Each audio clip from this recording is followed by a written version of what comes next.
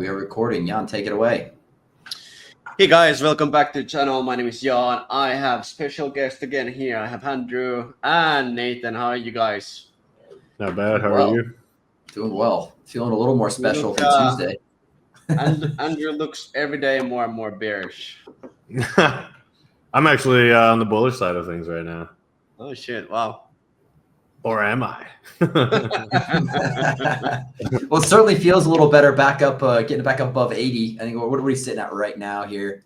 Yeah, so we've been consolidating for the last few days. The big thing was like April 9th, right? We were waiting for that, tariff stuff to come out. And then essentially what happened was Trump makes a tweet, talks about, hey, it's a good time to buy now. And then literally like an hour later, the rumors from last week about the tariff pause, it comes true. It actually happened. So then now there's a 90-day pause on tariffs, and it caused the market to just like face rip up. And then yesterday we essentially, the day before, we had pretty much just like market taking profits, cooling off a little bit, and then CPI print. And the CPI print was actually very bullish. But I think it was mostly just kind of like a sell the news event, hence why we got kind of a bit of a dip. But now today we're looking pretty decent once again.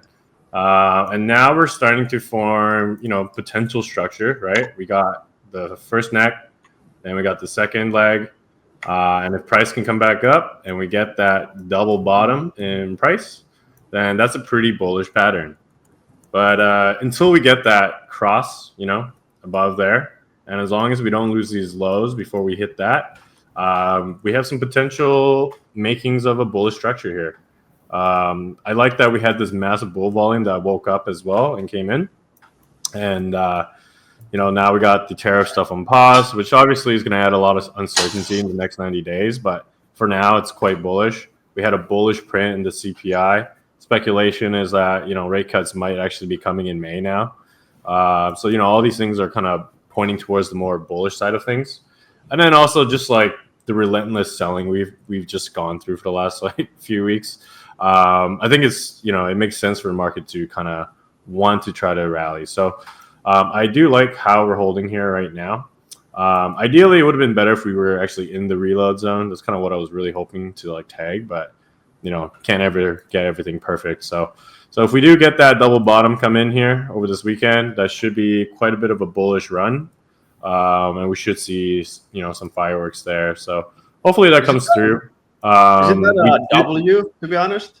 What? Like, it's looking like a W, right? That's what I'm saying. It's a potential double bottom. Yeah. So this is what we got. We also on the CME chart, we do have a gap fill. So we did fill the gap on 82K, and we still have a gap just above around 85K. So we already hit our first upside target. Hence why, market just kind of sells off, takes profit, yada, yada. And now we're going to probably have to come back up and test this upper range. Especially if we do come back up here, we would confirm this W. And then that's pretty good for most cases here. Looking at the indexes, like the Bitcoin dominance index, if this can break down lower, if the dominance can come back down, we get this double top in, and we get these double tops into stablecoin dominance. These alt indexes are already starting to put in these W's, right? So these two are getting closer and closer. This one, the others, is already confirmed it's W. So when I see that, it kind of tells me like, okay, it's time for like some of the altcoins to start running again. And I do see a lot of like consolidation, a lot of stuff kind of holding up here, and some W's starting to come in and stuff again. So that's why I'm kind of leaning more to like the bullish side of things, because it looks like the tables are turning slowly. Ethereum here as well. We are right against this reload zone, 17.6 level. This is where we would hope to see the bulls come back and step in. So it's nice to see that price has just been kind of consolidating here. And we do have a potential W as well. So this is what it looks like right now. If price can come back up and we get that confirmation, then we should actually see quite a bit of a alt rally. And just the market coming back to life in a way. So The only thing is, we are just like 1 or 2 tweets away from everything just falling apart again. So, everything's very like macro driven, news driven at the moment. So TA is only good as long as there's no big fundamental events like blocking it, right? So last week we talked about the hash events indicator. Do you have any Yeah. concerns? I mean, it's not 100% accuracy. It's very, guarantee. It's a very high success rate, but that technically has been invalidated with a close below the 76,500. How much concern do you have? I'm not concerned because we're still in it. It's the buy signal still alive. It takes like, sometimes it takes weeks to like a month. So there's no like real big hurry. But like the fact that we have it on like the futures charts, we have it on the central exchange charts, it does signal like, okay, like there is a pivot and turn that should be coming in pretty soon here, right? So for me, like as long as like we start getting these like double bottom structures start coming in, then we know that okay, the market is getting ready to finally turn. So as long as those signals don't get washed and stuff, I think we'll be okay. Also, if we look on like seasonality, like cycle studies, so this is the January barometer for this year. January barometer just pretty much measures the like first day or first hour, first day, first week price action of the S&P, and then whatever that chart looks like, it pretty much overlays like what the rest of the year might look like. So this is like a kind of fun study that people do. So we were kind of expecting this massive sell-off coming into April, and I think that's what we just got recently. And then we kind of get that May sell-off, right? So this is kind of where I think we are right now. We're just kind of consolidating at the moment, and then we might have one more leg down towards like that May sell-off, and then for the rest of the summer we should be quite bullish. Like it should bottom out sometime mid-May to June, hopefully, and then pivot us into that summer rally. And that's kind of like the window that I'm really looking for at the moment. And prices have been kind of following along this pretty well so far. But again, these are just, cycle studies. They're not like 100% correct. They're just a fun little guideline of like what could possibly happen. I'm kind of surprised so far. Yeah, I'm kind of surprised of this because usually it is that, hey, May comes and you walk away. But here it's showing the other way around. Yeah, this summer might actually be good for us. And I really hope so because we've just been straight down since January. So buy in May and hope and pray. Well, yeah, I mean, like wait for the dip or whatever, and then whatever dip we get, that's like probably where we want to hop off, maybe. But as you can see, like even on the lower time frame, we do have W's actually working. This is pretty much just a Wyckoff check, so we're just kind of retesting the original breakout, and it's holding pretty decently right now. But we do have this short-term short reload zone.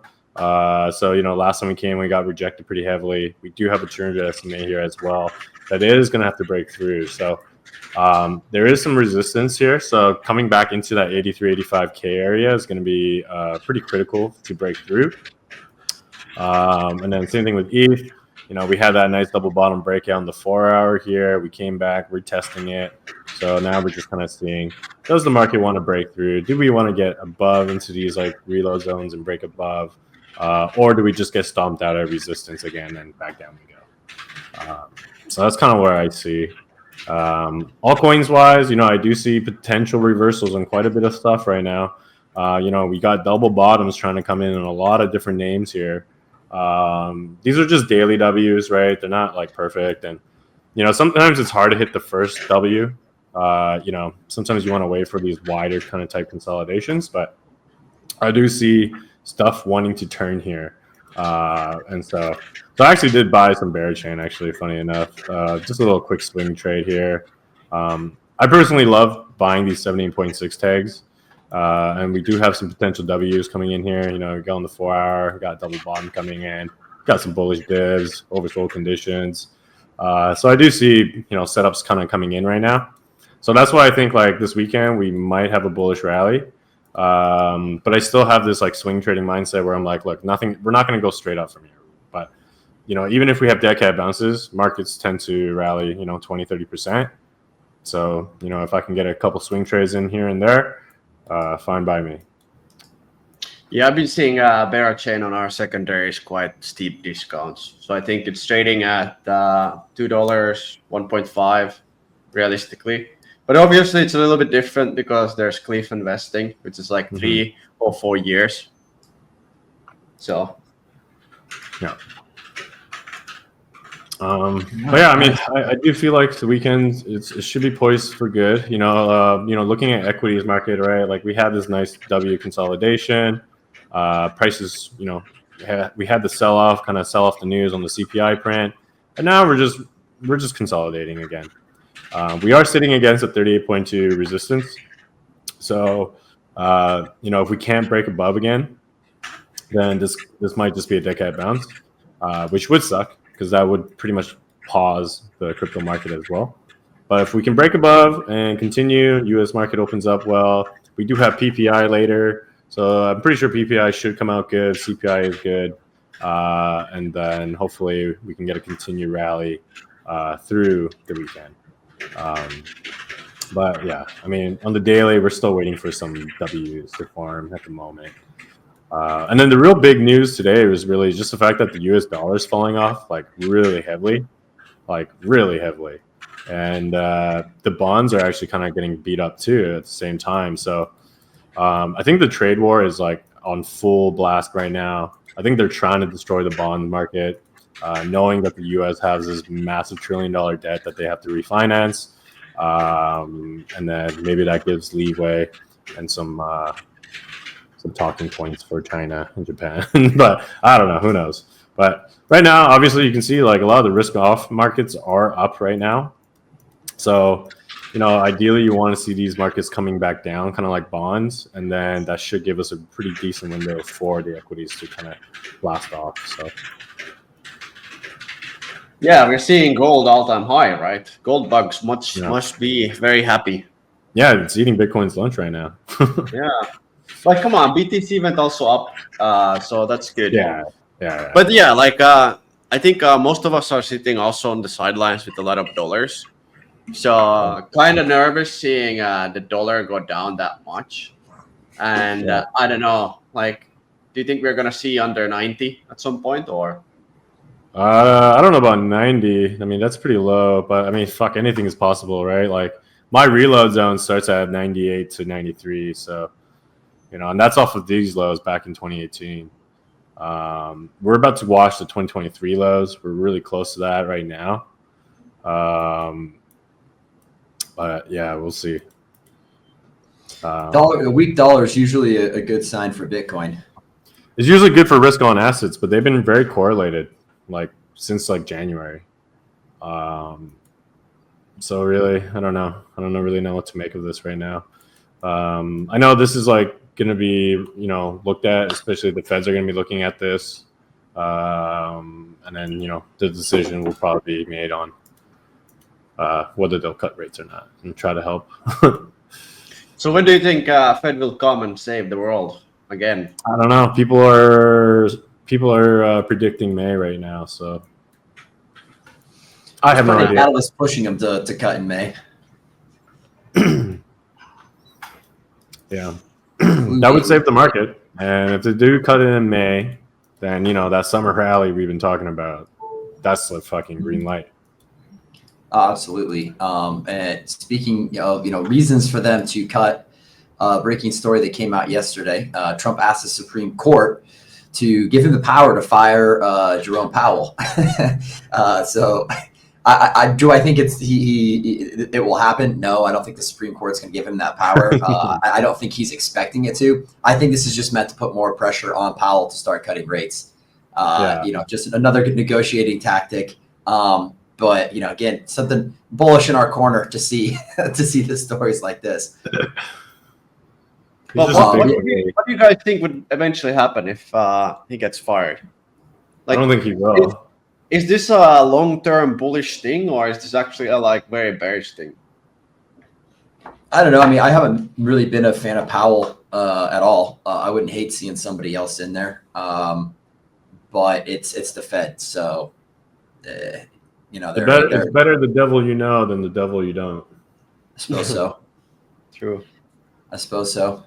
And Powell's honestly, he's doing the job. He's doing his job. Like he's not like he's not being a dick or anything. Personally, I think he's no, it's just kind of part of the trying to do the best he can.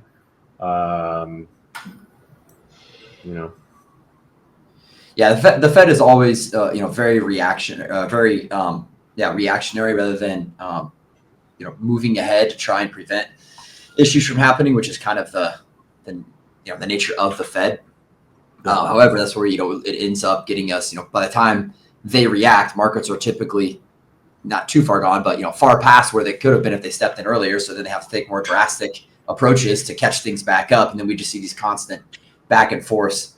With interest rates and the markets flying all around, and it seems like the traditional markets are becoming more and more degen, more and more volatile compared to how they've traditionally been. We see a single Trump tweet pumping. I think the Nasdaq was up like 12% the other day, something along those lines. I mean, those are in a single day. Those are Bitcoin-esque numbers. Yeah, Nasdaq was up over 12%, S&P 10%, Dow 8%. I mean, that's crypto numbers right there for the traditional market. Those are huge numbers. Like you don't see that normally ever. I think they said the last time they saw moves like that was like back in 2008. So clear signs that market is extremely volatile right now, and any signs of good news. There's a lot of capital waiting to go in. And so that's all we need. We just need more bullish catalysts, and, buying will probably come back in. Yeah. The tariffs, obviously the biggest story since Tuesday when we did the last video here, the 90-day pause sending markets upward. And how, we just kind of covered it if we think they're going to stay there or not. But for me, I think the biggest factor for this 90-day pause is that it gives us time. It stabilizes markets, stops the bleeding for now, and we can get to at least minimum the FOMC meeting in May, which we're all hoping comes out with an announcement of rate cuts. Yeah, that'd be nice. But remember, on this 90-day pause, there's still like tariffs going on. There's still like very uncertainty. Yeah. And this is affecting everyone. Like I was talking with Nathan on our last podcast that, hey, like, despite we are in finance, like normal people will suffer. I know already companies that are like laying off people. And this is definitely not going to be fun, guys. Like we are here having fun talking about it, but like all of these will affect us eventually in the long term. And I don't know where this new economy, new world order will go. But let's see.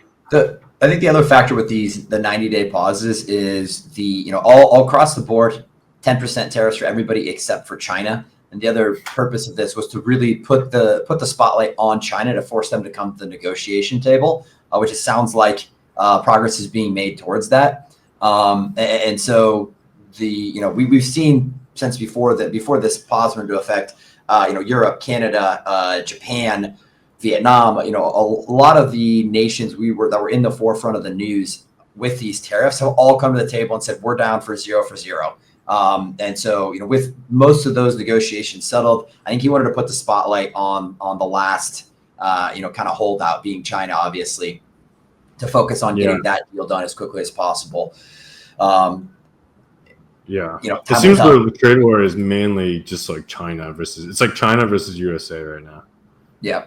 Which, I mean, has been for a while. Well, because, dude, China's like, people don't realize how like advanced China's becoming. They're becoming like a legit superpower. Like they're ahead in like everything right now. It's insane. Yeah, especially the trade deficit. I think there's $1 trillion trade deficit with the U.S., which is one of the core targets for Trump is to balance out that trade deficit a bit. Yeah.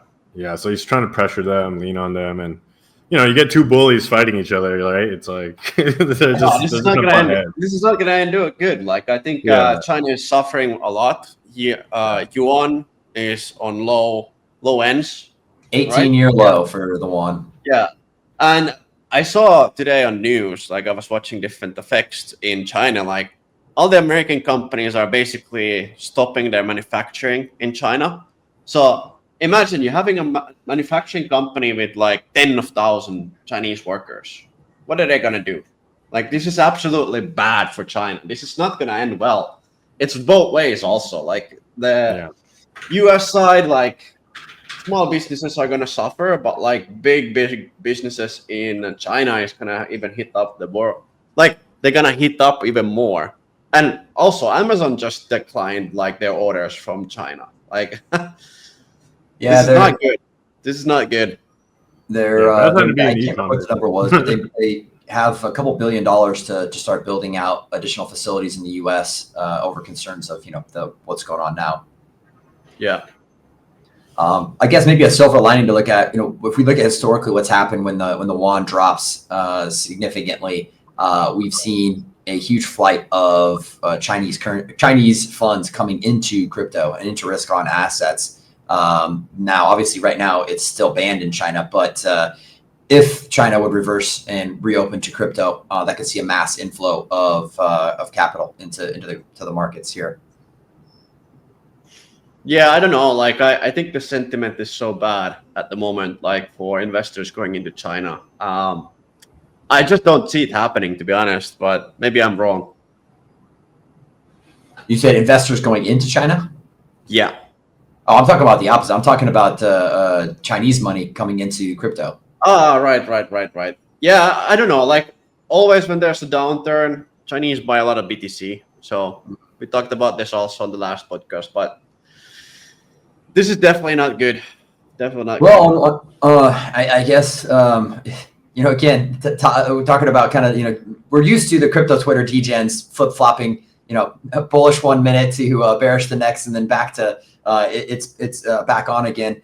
Goldman Sachs, Bloomberg, a lot of the top, financial market news agencies and kind of bellwethers in the space, as of earlier this week, we're all calling for recession. Was all over the news. And yesterday, when we saw the markets pump back up, all of them seem to be flip-flopping back. Goldman Sachs rescinding their recession predictions after the tariff pause.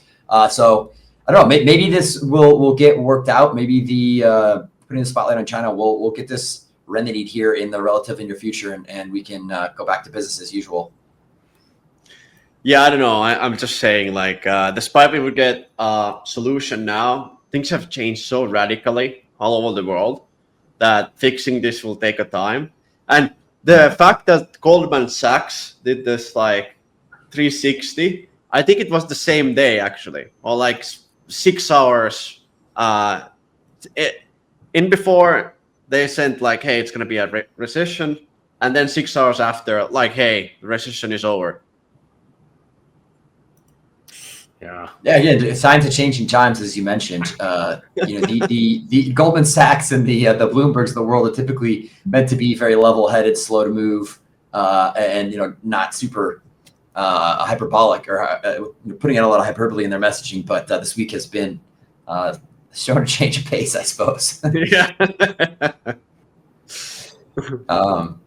Well, I guess something most people are looking at as bullish. Paul Atkins officially confirmed as the new SEC chair. I don't know a ton about the guy. I know he's pro crypto, but at the same time, we thought old Gensler, we thought the Gunsler was pro crypto when he got put into place too. We know how that turned out. What are you guys' thoughts on Paul Atkins? No thoughts. Just don't care who the fuck he is. Yeah, I have to say the same. Like, I think I saw some bullish news about this. I think he's been very like pro crypto, but obviously he's backed by, I think, Ripple. So not sure how that will affect things. Oh dear God! Good for Ripple. Yeah. Well, hopefully we don't have another Gary Gensler on our hands here. Yeah. Andrew, you mentioned CPI coming in positive here. Numbers coming in at 2.4, predicted 2.6, down from 2.8. How much of an impact is this going to have on the markets going forward this summer? I mean, it's better chances of rate cuts, right? Like they want inflation down to 2%, so we're getting closer to 2%. They were expecting it a little bit higher, so the fact that we came in lower is also showing that there's stronger market data. So it should be bullish. Like I was actually surprised that the market actually sold up so hard yesterday. I was expecting the market to rally off of this, but it seems like the market already kind of like was expecting it, and so they front run it the day before, and then they got the news event, and then it became a sell the news event. So I think today will be a tell sign of like where we're heading. So if the market comes out opening today pretty strong, then we know that okay, things should be looking good. But if things are starting to sell off pretty heavily again today, then oof. Yeah, maybe they have to work the market more, to get. I think a lot of people. Sorry, go ahead. No, that was pretty much it. Yeah. Yeah, I think a lot of people in the space have kind of, we've known the Fed numbers are always very, very slow to catch up on the actual numbers. A lot of people have really started turning to Trueflation, especially within crypto. Trueflation's been showing for over a month now the real inflation under 2%. So that might have been a contributing factor to the kind of buy the rumor, sell the news event that we saw with CPI yesterday. But overall, yeah, pushing more and more factors lining up for a potential rate cut in May. Does anybody know? Have you seen Polymarkets or Kalshi's? What's the bet at right now for the cuts in May? I have no idea. Check Polymarket. A week ago it was like 60%, but Polymarket's probably where you got to go. Okay, I'll have to check that out later. Interesting.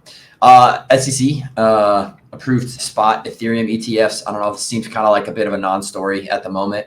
Do you guys really see these contributing much to the comeback of ETH? No. I mean, even Trump is selling ETH. That's not a good sign. Vitalik needs to come to Token in Dubai and do another song and dance on stage to reassure all these definitely. We need some really bullishness. I swear, every time you see someone dancing, that's a top signal. Like every single time. Like I don't know what it is.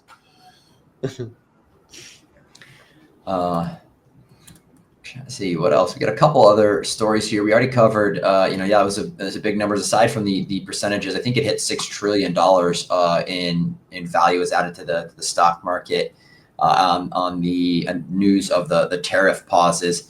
Some of that obviously been retraced since then, but definitely some reprieve. Hopefully, signs for a continuation of climbing out of this bear market here. Or this mini bear. What are we calling it? Crypto winter? I'm not sure exactly. Oh, just a correction. Yeah. Some other, I guess, supposedly bearish news or bullish news. Now we don't know when this is going to happen, but more and more talk of America going from holding for their strategic reserve to buying Bitcoin for their strategic reserve. In a recent speech here, saying 1 million of Bitcoin will be the target. For the U.S. with their strategic reserve. I don't know, man. Like it's hard not to be bullish when you see, obviously the macro environment sucks, but with so much just in the wings waiting, so much capital waiting, so much bullish news. Just as soon as we get some macro signals, get those rate cuts and any sort of money printing in place, I think these markets have the ability to absolutely just explode. No, I agree. Like. We've been waiting for this. I think this is also U.S. saving MicroStrategy because Michael Saylor sent a message now officially in their email saying like, hey, they might have to liquidate some BTC.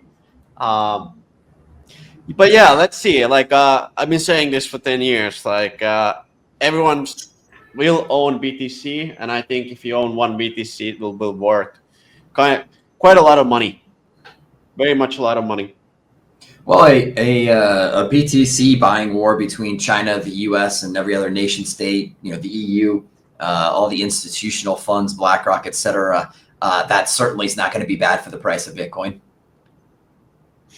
Yeah, but yeah, like I think overall, like we've been talking about this now since we started this podcast. We are very bullish.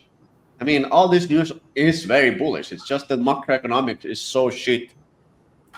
And gold, like Andrew said, gold is getting a lot of attention. Well, I mean, yeah, maybe I'm the only one here that's bullish on a short term resolution for all this trade war stuff. It sounds like, Jan, you're pretty pessimistic on all of it, but I think with this 90-day pause, I'm hoping we see rate cuts in May and China coming to the tables to talk very soon. Which, I mean, aside from that, when those issues are resolved, we'll be past the tariff stuff. We'll have rate cuts. Quantitative easing will then be a foregone conclusion, just a matter of time. I don't see any other barriers in the market at that point to see everything start to recover and really fly. I mean, obviously, China's, I can't speak to China, but in the U.S., there are plenty of other economic indicators that are all positive. It's really the stocks that are have been down, that have people, crying in the headlines. Andrew, what's your take here? Indifferent. I think from my side, like, again, like, gold is gonna go up, Bitcoin is gonna go up, but this is not good, guys. Like, I keep saying it. I know that I sound very negative, but I feel just very bad for my normies that I know that are losing jobs, and it's gonna be a hard time for them, and even for us. Like, we're just very lucky where we are.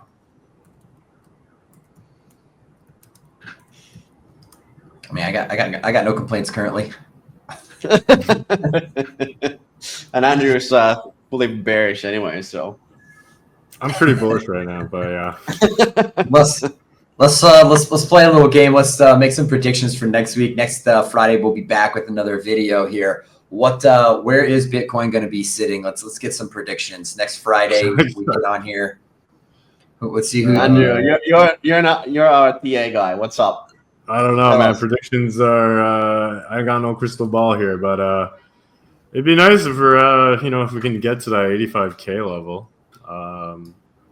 If we can get to that 85K and then closer to that 88K, which is that 38.2 level, capture that recent high, I think that'd be nice. But realistically, I don't think we'll go that high. So I'm hoping by 85K. 85K. 85K next Friday. I'm betting 81. 81. 81. This is good levels. Almost exactly where we are. I'm very happy where we are. Right back to where we are today. All right. All right. Well, I guess I got to take the bull approach then. I'm hoping to see us back above that 87.5 close of when was that? 25th of March. So a little over 2 weeks ago. I want to see us break that trend and start moving positive. So I'm hoping for some news from Jerome Powell next week. Maybe he comes out and gives one of his kind of nothing burger talks, but at least it's dovish and gets people excited that he's going to cut rates in May, and we see a nice little pump up and break this downtrend. Let's hope so, man. Let's hope so. We need a little higher high. Yeah, absolutely. We need to see a higher high and a higher low. That'll be a great signal that we're getting ready to climb out of this. Yes, because right now we're just keep making lower lows, higher lows. Yeah. No bueno. Yeah. Not good. All right. Good deal. All right, guys. Well, I guess I will catch you guys next week. All right. Take it easy. Oh, and if you're watching, we probably should have said this a lot earlier, but we appreciate everybody signing in. Leave a comment. It really helps the algorithm, helps us get more views. Retweet it. Give it a like. All the usual social media business. We appreciate you guys tuning in, and we'll see you next Tuesday. Thanks, guys. Later. Take care, guys.